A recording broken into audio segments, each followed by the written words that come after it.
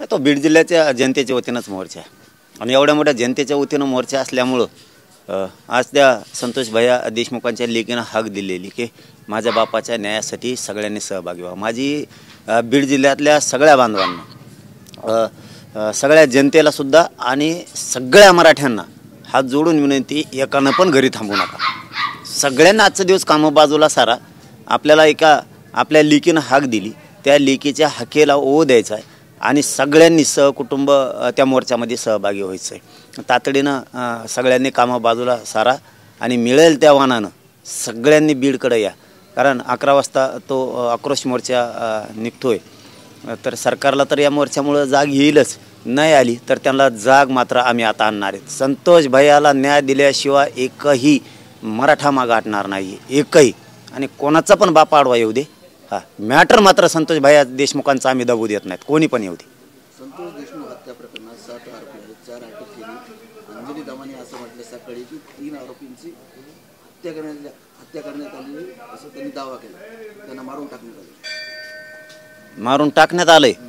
नाही, मी नाही ऐकलं ते, जे माहीत नाही त्याच्यावर काय बोलू नको। 3 जणांची हत्या झाली, मर्डर झाले नाही, ते काय माहीत नाही आपल्याला, जे माहीत नाही त्याच्यावर काय बोलणार आपण। परंतु बीडचं जे वातावरण बघता असं होऊ शकतं काय, ते काय करू शकतात, त्यांचं काय आता ते ज्यात माहीत नाही ना त्यात मला बोलता येत नाही। फक्त माहीत असतं ना तर मग सांगितलं असतं, आणि ते काय बोलल्यात ते मी ऐकलं पण नाही।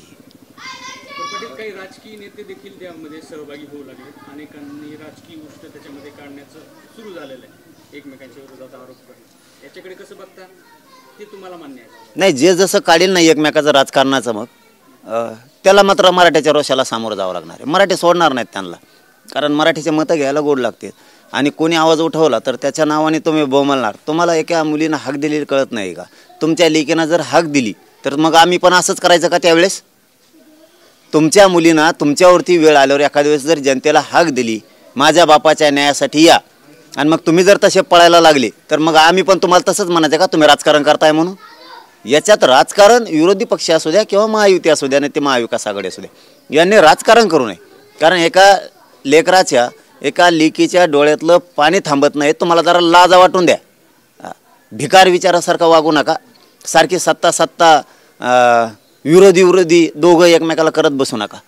तुमच्या दोघांमुळंच खरे जनतेचे हाल चालले आहेत, या महायुतीमुळं आणि महाविकास आघाडीमुळं। कुणी आवाज उठवला की यांनी लगेच म्हणायचं ते राजकारण करायलेत। तुम्हाला एका लेकीच्या डोळ्यातलं पाणी दिसत नाही का? माजुरड्यासारखं बोलत आता उठला सुटला की का पण तुम्ही एखाद्या वेळेस तरी माणुसकी जिवंत ठेवा ना। तुम्ही मंत्री येतं, तुम्ही विरोधी पक्षात आहेत काही जण, तुम्ही माणुसकी जिवंत ठेवा आणि सगळेजण सहभागी व्हा ना। तुम्हाला का रोग आला काय? सत्ताधाऱ्याला काय कोणी सहभागी होऊ नको म्हणतो का?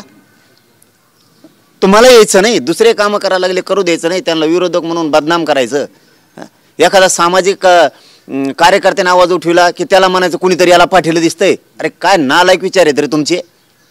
एखाद्या गरिबांच्या लेकराचा आवाज उठवायला गेलं, आज ती आई रडती, संतोष भाईंची मंडळी रडती, त्यांचा भाऊ रडतोय, मुलगा मुलगी रडती, एवढे लेकरं आज ते उन्हात पडलाय, ते बापाचं छत्र नाही राहिलं, त्यांना बापाची सावली नाही राहिली, आधार नाही राहिला, या जनतेनं आधार द्यायचा, त्याचं राजकारण करता। तुम्हाला लय भोगलोत मग आम्ही, तुम्ही जर असं करायला लागलं। तुम्ही हे एकमेकावर आरोप करायचे, उद्यापासून विरोधी आणि सत्ताधारी बंद करा पहिलं। नसता सगळे लोक मराठी सगळे यांच्यावर तुटून पडायचे, यांची सुद्धा बदनामी करायची, यांना सोडायचं नाही। मग जर आपल्यात कुणी यायला लागलं मराठ्यात की लगेच विरोधी म्हणतो सत्ताधारी आहेत आणि सत्ताधारी म्हणतो विरोधक आहे, जर मग हे आपल्यात लोक कशी येतील हे जर असं करायला लागले तर आमच्या संतोष भाईचा खून झाला, याचं राजकारण सत्ताधारी विरोधी पक्ष करू नका, सगळेचे सगळे सहभागी व्हा। सरपंचाची हत्या होऊन अनेक दिवस झाले, फक्त 4 आरोपी सापडले, 3 फरार आहेत, गृहमंत्री स्वतः मुख्यमंत्री आहेत, अजूनही शोध लागत नाही, काय सांगा? त्यांनी लावायला पाहिजे, मुख्यमंत्र्यांनी गृहमंत्र्यांनी याच्यात हलगर्जीपणा करायला नाही पाहिजे। जाणून बुजून तुमच्या सत्तेत ते लोक आहेत, तुम्ही कुणाचा मुला ह्याचा ठेवला नाही पाहिजे। तुम्ही उगाच जातीवाद पसरल असं काही काम करू नका तुमच्या हातात।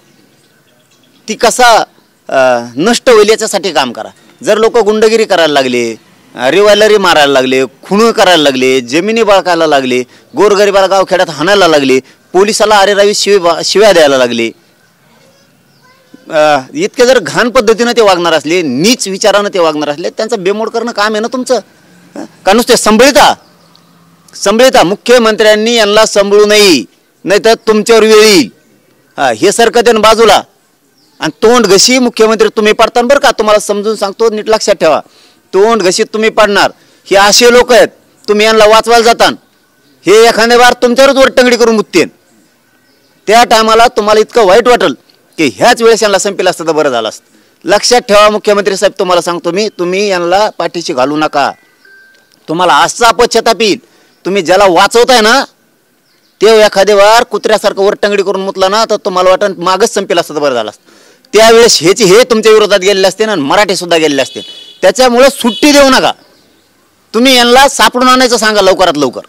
यांना ठेवू नका, मध्ये टाका सगळे. आणि कोणाचे रेकॉर्ड येतात ना, तो मंत्री असो, खासदार असो, आमदार असो, ते साधा कार्यकर्ता असो, नाही तर ते कोणी असो, त्याला लगेच मध्ये टाका तुम्ही. तुम्हाला गठत नाही. अरे 24 घंट्याच्या आत गठवतात. 24 घंट्याच्या आत तुम्हाला आज 19-20 दिवस झालेत गठत नाहीत. याचा अर्थ मुख्यमंत्री सुद्धा यांना पाठीशी घालतेत. आरोपीला सांभाळायचं काम मुख्यमंत्री करायला लागले तर असा त्याचा अर्थ आहे. त्या ठिकाणचे मंत्री धनंजय मुंडे आहेत, त्या तपासात अडथळा निर्माण होत असेल मंत्री असल्यामुळे. माझं म्हणणं एक आहे, कोणी मंत्री असू नाही तर खंत्री असू दे, काय करत नाही कोणी, काय संबंध नाही कोणाचा. पण मुख्यमंत्री एक एवढा मोठा सज्जन माणसाचा, संतोष भाईचा खून झाला आहे आणि इतक्या क्रूरपणे झाला आहे की ते बघावं वाटत नाही. मुख्यमंत्र्याच्या तुमच्या जर जवळचा कोणाचा झाला असतं तर झोप आली असते तुम्हाला रात्रभर. ती ताईचं कंपाळाचं कुंकू पुसलंय, ती जर तुमची ताई असती तर झोपला असतात का मुख्यमंत्री तुम्ही? दोन्ही उपमुख्यमंत्री तुम्ही झोपले असते का? तुमच्या कुटुंबातलं जसं तुम्हाला नातं वाटतं रक्ताचं, तशी ही जनता तुम्हाला का रक्ताचं नातं वाटत नाही? ही जनता तुम्हाला का वाटत नाही? त्या ताईचा भयंकर आक्रोश आहे, तिच्या लेकीचा आक्रोश आहे, त्या संतोष भाईच्या भावाचा आहे, आईचा आहे, वडिलाचा आहे. त्यांच्या डोळ्यातलं पाणी थांबत नाही आज. आणि तुम्ही याच्यात पण राजकारण करणार का? तुम्हाला भेटतेत काय, संभळतात काय त्यांना? तुम्ही जर एकदा सांगितलं चाल ते कोण आहे त्याला सांग फोन करून, लवकर अटक होय, लवकर तू लपून बसू नकोस, लवकर अटक हो, नसता मी तुला मध्ये टाकायचं बघ. करे तू सत्तेतल्या मंत्र्याला कशामुळे धवशीत नाही? तू उद्या सकाळी उभा राहीन ते लगेच, आज संध्याकाळीच अटक होईल. याचा अर्थ तुम्ही सगळेजण मिळून गोड गोड बोलून तुम्हाला वाटतं हे वातावरण गरम आहे तोवर गप बसा, असा तुमचा काहीतरी मुंबईत अंदाजा दिसतोय. गरम आहे तोवर तुम्हीच लपून ठेवलंय की काय? सत्ताधाऱ्यांनी मिळून सगळ्यांनी त्या आरोपींना तुम्हीच लपून ठेवलंय अशी शंका यायला लागली. आम्ही हे थंडच होऊन देत नसतो बरं. तुम्ही जर वाट बघत असले ना हे थंड होऊस तरच बघू, तोवर लपून राहा, आम्ही आहेत तुमच्या मागं, असं जर मुख्यमंत्री आणि दोन्ही उपमुख्यमंत्री जर म्हणत असले तर आम्ही तुमची जिरविणार.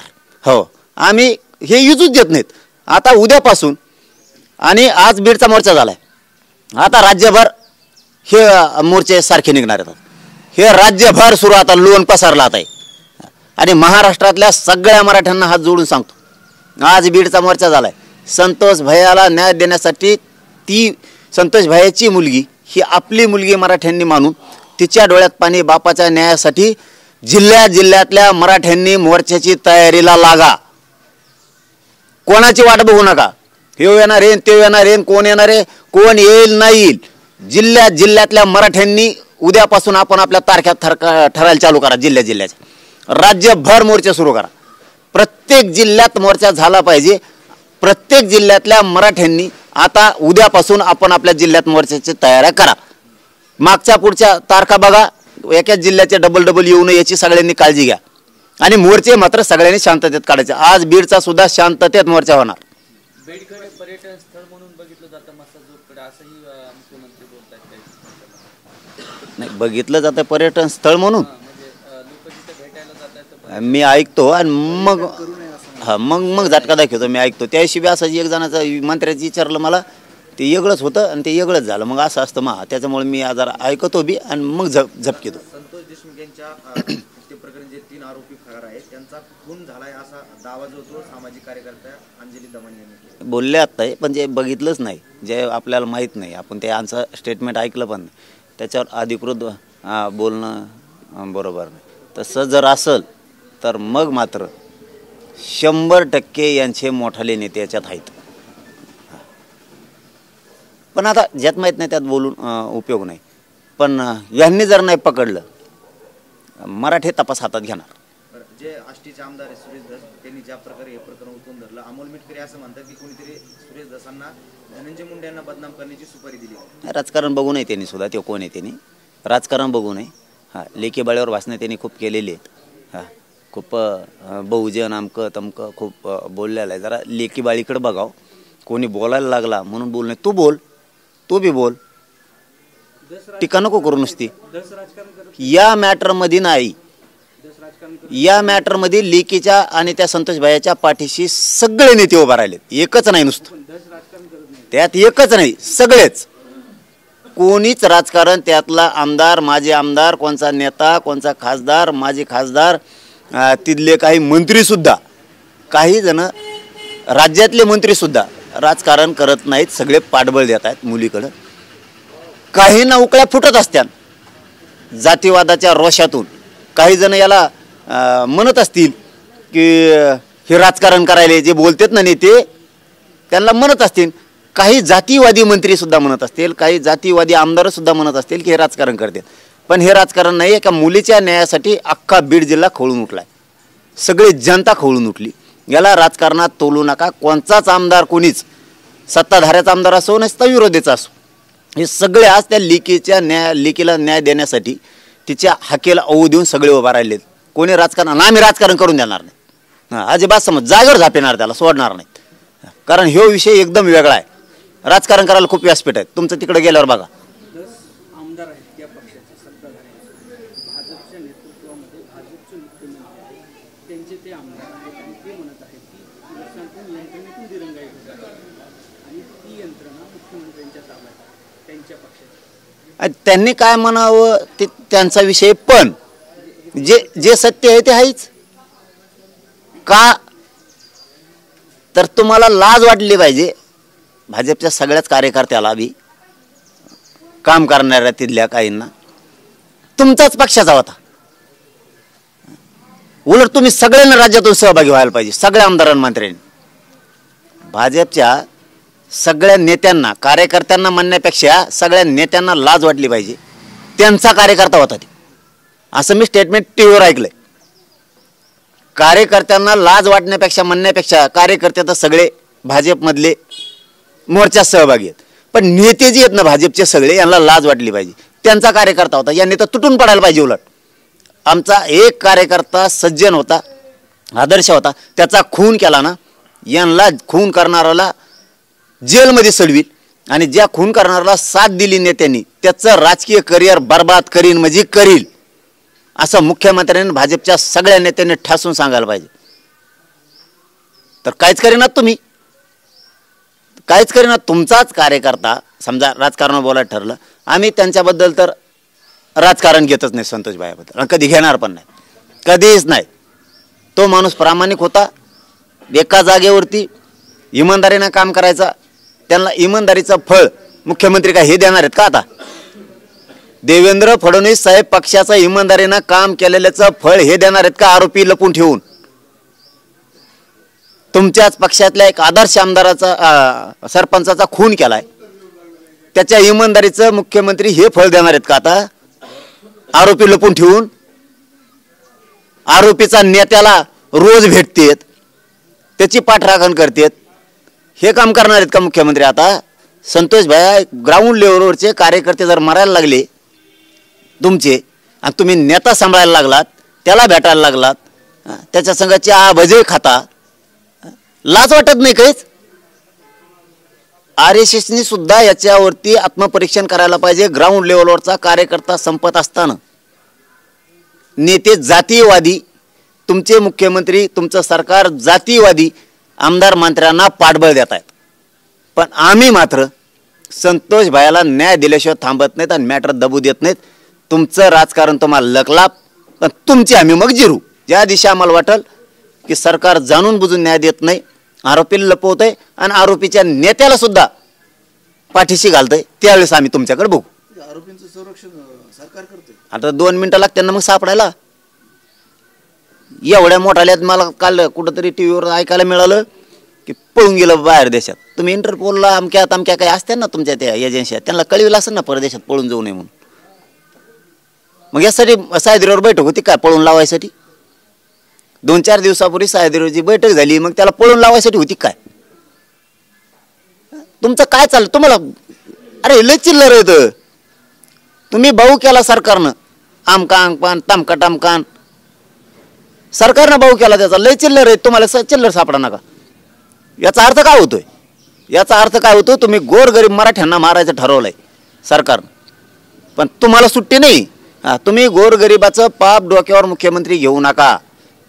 मी त्या दिवशी पण मस्साजोगमधून सांगितलंय, आमच्या मुख्यमंत्र्यांकडून अशा अपेक्षा आहेत. आम्हाला याच्यात राजकारण करायचं नाही. पण तुम्ही आरोपीच सापडत नाहीत, नुसते मीडियात येतात आरोपीला आम्ही सोडणार नाहीत. अरे धरतो का वा सोडायला? आम्ही आरोपीला सोडणार नाहीत. अरे धरल्याशिवाय कसं सोडणार नाही? सखोल चौकशी करतो. काय चौकशी करतो? माणूसच धरला नाही, चौकशी कायची करतो? कायची करतो? बोचायची करतो का?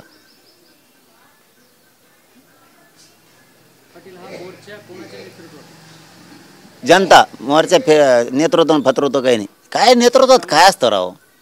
काय नसतं. आपण सामान्य लोक आहे, सामान्यांसाठी न्याय द्यायचा.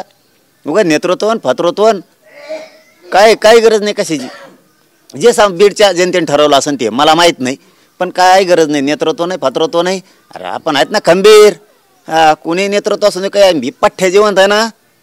तर जनतेतले कोणचे असो, मग परभणीचं प्रकरण असो, राजगुरुनगरचं पुण्याचं असो, कल्याणचा असो, अंबडच्या त्या भाग्यश्री घाडगेताईंचा मॅटर असो, कोणचंच दबू देणार नाही. कालच कलेक्टर साहेबांना SP साहेबांना सुद्धा मॅटर सांगितलं अंबडचं आम्ही. त्या मुलीला एक प्रकारे तो खूनच आहे. इतका अंबडच्या त्या घाडगेताईवरती दबाव होता की तिने व्हिडिओ करून आत्महत्या केलेली. म्हणजे ती खूनच आहे आणि ते प्रचंड मोठं रॅकेट आहे असं अंबडच्या लोकांचं म्हणणं आहे. प्रचंड मोठं रॅकेट आहे. मुख्यमंत्र्याला ते दिसत नाही का? ती लेक नाही का? ती लाडकी बहीण नाही का? ती कोण आहे? ती कोण आहे? ती कोण आहे? तिथल्या स्थानिक आमदाराला कळत नाही का? आपल्या मतदारसंघातल्या लेकीचं एक खून झाला आहे, हे प्रचंड मोठं रॅकेट आहे. गृहमंत्र्याला चालत नाही का हे? का तुम्ही सरकार आल्यापासून नुसते खूनच व्हायला लागलेत, मुलीच मारायला लागल्यात, मुलीची छेडछाडच वाढली. रात्री अंबडमध्ये एक काल छेडछाड झाली. रात्री काल वाघराळ त्यांची. काय करणार गृहमंत्री? तो आरोपी सांगतो जणून मी कोणालाच भेट नसतो, मी अटक होत नाही. झाला म्हणते 2 दिवस झाला FIR नाही भेट म्हणून तुम्ही कोणाला, मला कोणीच अटक करू शकत नाही. आणि पुरीला घरात येऊन उचलून नी ही भाषा. वा रे गृहमंत्री. आरोपी फिरतो डायरेक्टच सांगतोय, मा बाप चोऱ्या करीत होता, मेले डेंजर असं येऊन त्या कुटुंबाच्या मुलीच्या आईला धमकीतो. त्या वाघराच्या मॅटर मधली कालचं. म्हणजे ही कुठली पद्धत आहे? ही कोणती पद्धत आहे? तुम्हाला कसं काय सापडत नाही ते आरोपी? त्या भाग्यश्री घाडगेंचं मॅटर झालं अंबडमधलंच. बाकीचे आरोपी कसं काय सापडत नाही ते रॅकेट? तुम्हाला रॅकेट येते मोठं, त्याच्यात जणून भरपूर काही आणखीन षडयंत्र. त्याच्यात 30-40 लोक आहेत जणू. काय छडा लावला का सांगत नाही गृहमंत्री? IGंना SP त्यांना काम करायचं. SP काम करतायत. मी रात्री SP बोललो त्या विषयावरती, DYSP नाही बोललो. ते सांगतात आमचं काम डेली चालू. त्याच्यावर पथक सुद्धा नेमलंय आम्ही. काही उचललेत, काही उचलणार सुद्धा आहेत. पण गृहमंत्री याच्यावरती का लक्ष देत नाहीत? SP DYSP चांगले आहेत, चांगलं काम करतायत, पण तुम्ही काय करताय? तुम्ही का सांगत नाही छडे लागले पाहिजे? का सांगत नाहीत तुम्ही छडे लागले पाहिजेत? राजगुरुनगरमध्ये भयंकर मॅटर झाले. काल धाराशिवमध्ये एक झालंय, पुन्हा सरपंचाचं. उरणमध्ये झालंय तिकडे कोकणात. काय तुम्ही आल्यापासून नुसते खंडणच मागायला? निवडणुकीतले खर्च झाला काय? पैसे वसुली सुरू केली काय? आमच्या गरीबाचे सरपंच लोक मारून, मुली मारून, धमकी. म्हणजे गुंड चळवळी उठवायचं ठरवलं काय तुम्ही? गुंडाच्या हातानं राज्य चालवायचं आणि पैसा वसूल करायचा. लयच बंडलांना गेलेत वाटतं ह्या बारे निवडणुकीत. वसुली चालली काय? आमच्या लोकांचे जीव घ्यायचे तुम्हाला. हे बघा आम्हा सण होईन तोवर होईल. बस आता तुमची गुंडगिरी आम्ही सुद्धा मोडून काढू शकतो. ध्यानात ठेवा. मुख्यमंत्री साहेब आणखीन एकदा हात जोडून सांगतो, मी हात जोडून शब्द कधी वापरत नाही. तुमच्याकडून अशा अपेक्षा आहेत, तुम्ही ॲक्शन मोडवर या. तुम्ही यांना सोडू नका. आम्हाला तुमच्याकडून अशा अपेक्षा आहे. ज्या दिवशी संपादन त्या दिवशी तपास आम्ही करायला सुरू करणार आहे. 100% हो. अहो रात्रीचं ती लाडकी बहीण नाही का वाघराची घाडगे, ती लाडकी बहीण नाही का, तिला नाही का नाही द्यायचा. असंतोष भाईची मुलगी ती नाही का लाडकी बहीण तुमची.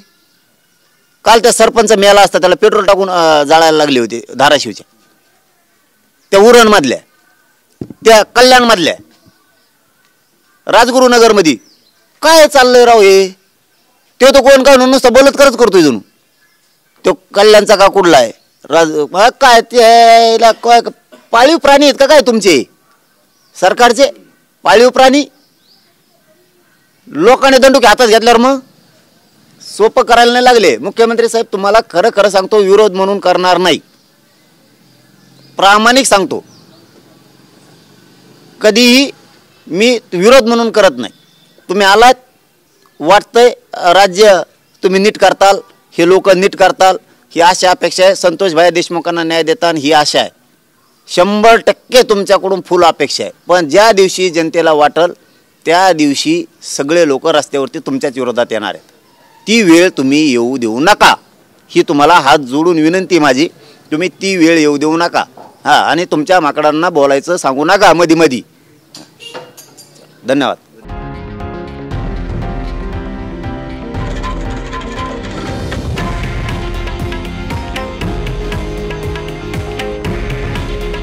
हे आहे देशातील नंबर 1 न्यूज नेटवर्क आणि आपण पाहत आहात TV9 मराठी.